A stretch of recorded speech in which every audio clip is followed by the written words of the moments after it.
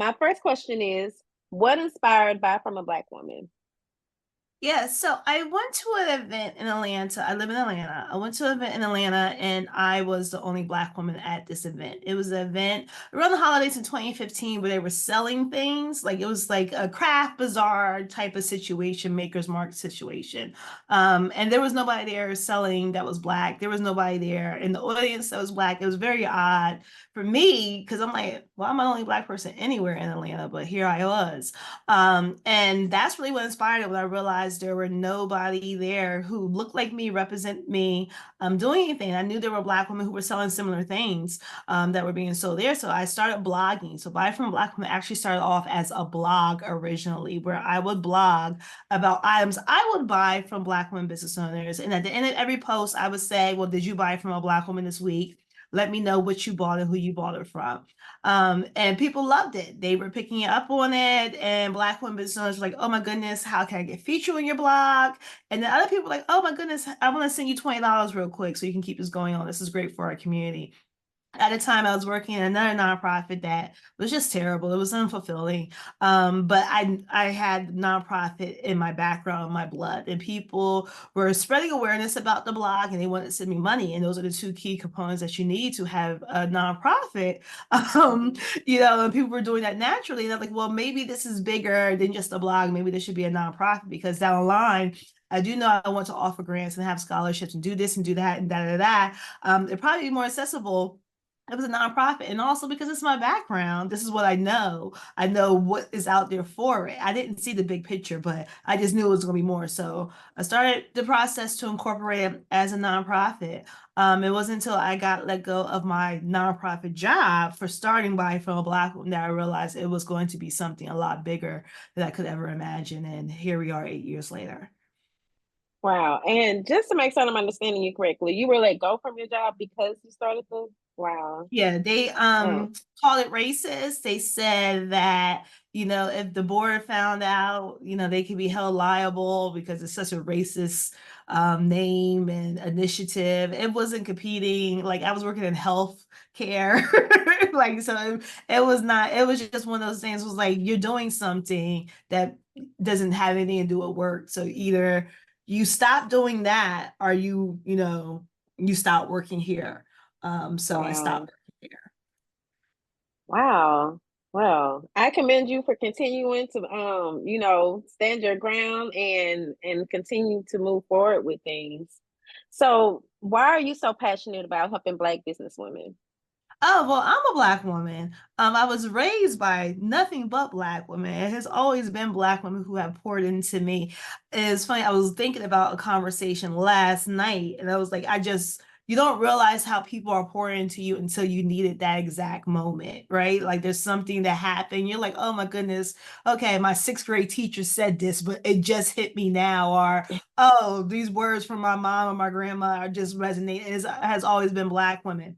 I knew that my gifts and talents were supposed to be used to help people like me, but I just didn't know how it was supposed to be used. Like I didn't know what I was supposed to be doing, but I knew I was supposed to be doing something for Black people. When I was younger, I wanted to be a civil rights leader. I was like, I'm going to change the world. I'm going to be famous. And like I told my mom, I said, I'll be famous one day. So just get used to it. Like you're going to be the mom of a famous person. Like, but again, no idea what that looked like. But I just knew I want to do something for us. So when the opportunity came for the blog and then for it to be more, it was like, okay, this is what it was all built up for. This is what I'm supposed to do. Like I always want to empower us. I will always want to make sure Black women are seen, heard, and supported, whether I'm volunteering or leading an organization. It's always been something that I want to make sure that we know because I know what it's like, especially as a Black woman, a dark-skinned Black woman, to be overlooked and overcast just because of who I am before I even open my mouth. So yeah. Yeah, I agree with all of that.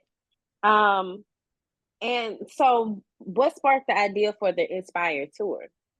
Yeah, so 2018, I was a full-time visual arts teacher. for high school. In 2018, we were off for the summer. My birthday's in July. We were off for the summer, and people come and ask me, like, oh, what are you doing for your birthday? What you doing for your birthday? I'm like, well, I'm gonna spend it with Black women. And I'm like, you know what? I am going to spend it with Black women. So I literally just got in my car and drove to New York, and I just started tweeting and posting on social media and texting Black women like, hey, I'm in New York. Where should I go? Hey, I'm in Baltimore. What Black women restaurant should I be with? And then the community showed up. They were sending me DMs. They were sending me emails like, oh, here's a Black woman who has an Airbnb. Here's a Black woman coffee shop. This Black woman has a farm. And I literally worked my way down. So that was the first tour. It was me in my car, in my cell phone, my data plan, just figuring it out. In 2019, I was like, okay, this something, because I do want it to be something. So let me do a little bit more planning, a little bit strategic, goal setting, reach out and everything so we can have programs. And it was in 2019, like, okay, well, the next step would be, to have pop-ups and marketplaces somehow, some way.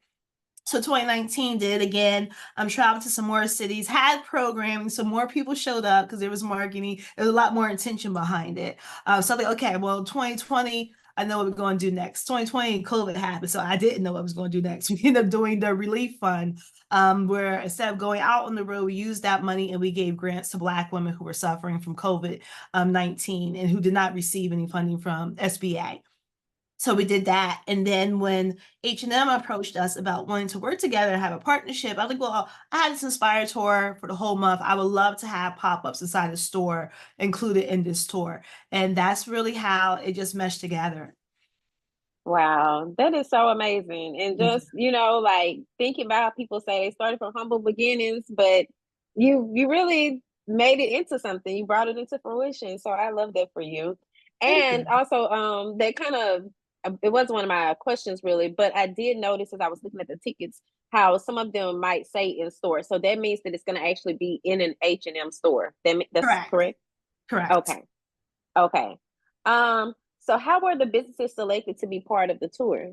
Yeah, so we do an open call to the businesses that are part of the Buy From Black Women directory. So we have the leading online directory for Black women business owners. Like our directory gets used by Fortune 500 companies for corporate gifting during Christmas time, high traffic, everybody wants to shop. And then every time somebody's looking for a Black woman business owner, you just type in Black women businesses and Buy From a Black Woman pops up. So we use the businesses that are part of our directory. And this is just one of the incentives of being part of the community, along with other things that we have. But we pull the business from the directory. They apply on in all that process too as well. Okay. So, what can attendees expect of the events? Oh my goodness, there's so much happening. It's a lot. So we are starting in New Orleans next weekend. Ooh. Next weekend, we are kicking off in New Orleans at that store. I'm gonna pull up the calendar just so I don't forget anything. Okay. But like I said, we have a lot going on. So that weekend, we're in New Orleans on the 11th of July. We are in Houston. We have COMTO, which is a Black-led minority transportation organization. They are having their national conference, so I'll be speaking there. And then on the 12th, we're in Chicago. We are doing a podcast episode with Maggie Anderson, author of Our Black Year. We'll be talking to her in Chicago at Chicago Cake Walk, which is a Black woman-owned bakery, cake decorating company in Chicago. So that's that Friday. That Saturday, we'll be inside of the Chicago store, H&M, popping up with two of our Black women business owners. And then that Sunday, we are heading to Tulsa, Oklahoma. We'll be doing a pop-up inside of that store as well on the 14th. Then we go to Liberty, North Carolina on the 16th and the 17th, where we will be hanging out with a Black woman farmer who has 4 or 5 acres of farmland, and I'll be learning how to farm. With her, she also has like a little whole tiny house situation that she's doing for Airbnb. So we're going to do a whole experience to help let people know about the services that she has on her farm, but also Black women farmers and all the stuff that's going on with them, bringing light and awareness to them. July 18th, we are at the USBC, the Black Chambers National Conference. I'll be doing a talk there with Donna Dozer Gordon. The head of D&I of H&M will be talking on the panel during that conference. And then the 20th, we are inside of the Washington H&M in Georgetown, DC. And then we hop on a plane and come to Georgia on Sunday 21st. We have that morning at CRX, I believe, is a Black woman-led co-working tech hub space. We'll be doing a roundtable discussion about the social justice uprising and the impacts it had on Black women business owners as part of our ongoing research project that we have with the Center for Black Entrepreneurship. Then that afternoon, we will be inside the Macon H&M store with business owners there. And then that evening in Atlanta, we have a twilight tea that's being led by a Black woman, horticulture's herbalist, and she is doing a night tea situation. I think it's a full moon or something, but we're having tea and talking about, our feelings and all that jazz as Black women. July 22nd, we will be at the fire range with a Black woman who is a fire range and firearm instructor. So she'll be teaching us safety with firearms and doing some practice shooting. On July 23rd, we will be doing a Black woman food crawl. There are 8 Black businesses in Lee and White, which is a food dining hall establishment. So we are doing a food crawl with those 8 Black women business owners to bring awareness to that community and those businesses inside there. July 24th, which is my actual birthday, I'm having an old-fashioned house party that will be open to the public, but it also will be a fundraiser for Buy From a Black Woman. And then that Friday, we fly to Toronto, where we'll be finishing the tour with 4 Canadian-based businesses and also doing an in-store interview with Canadian personality and head of the Black Canadian Chamber Women's Department, Nikki Clark. And that is the month. Wow. Girl, look, I'm gonna be praying for you, but it sounds so good though, because it sounds like with each stop, it's not just like we have vendors shop, somebody's gonna speak for a few minutes, but it's gonna be an actual experience. So I like that a lot. I think that makes it very interesting. And also because there's so many different type of variations of events, I'm certain it's probably more work for you, but you got this. So Oh, thank you.